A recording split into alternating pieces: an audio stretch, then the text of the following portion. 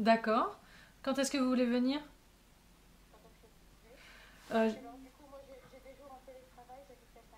mais mes patients sont tout le monde de 9 ans à 99 ans, tous les gens curieux et courageux, parce que dans le mot courage, il y a le mot cœur. Et c'est des gens qui, à un moment donné, ne trouvent pas vraiment de solution dans les autres thérapies classiques, on va dire. Parfois, on me dit, j'ai compris mon problème, mais mon problème n'est pas résolu. Donc, appréhender les choses d'un point de vue conscient ne va pas amener de guérison parce que c'est des émotions qui nous font souffrir et qui génèrent des comportements qui vont à l'encontre de la vie. Quand vous fermerez les yeux,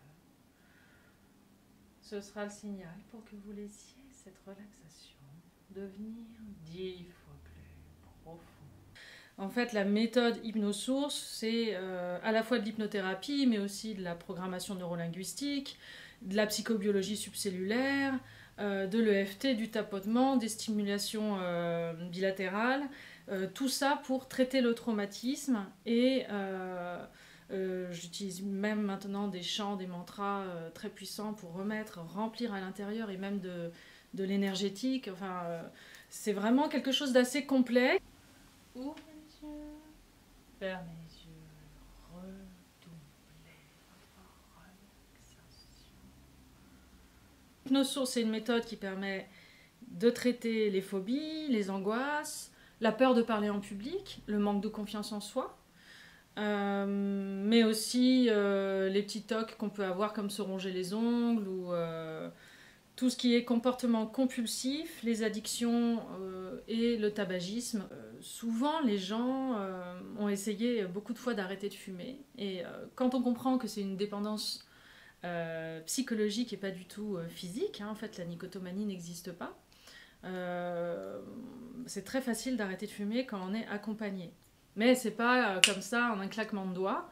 En fait, l'idée c'est de prendre 1 heure et demie, un temps, pour faire cette transition, un peu comme un rite de passage en chamanisme, ou dans toutes les traditions, quand on fait une cérémonie, en fait on verbalise les choses, et là c'est exactement ce qu'on va faire en amplifiant les raisons qu'on a d'être non-fumeur, pour que quand on soit face au choix de fumer ou de ne pas fumer, le choix de ne pas fumer soit plus fort que celui de fumer.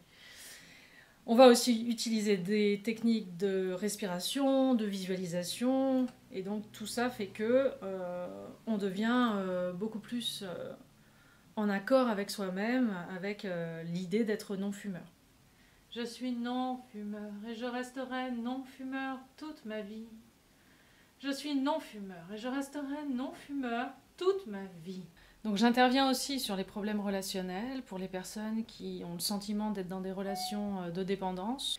Et là, on va vraiment pouvoir utiliser justement le contexte de la relation pour éliminer les traumatismes. Parce que dans une relation, les traumatismes de l'un communiquent avec les traumatismes de l'autre.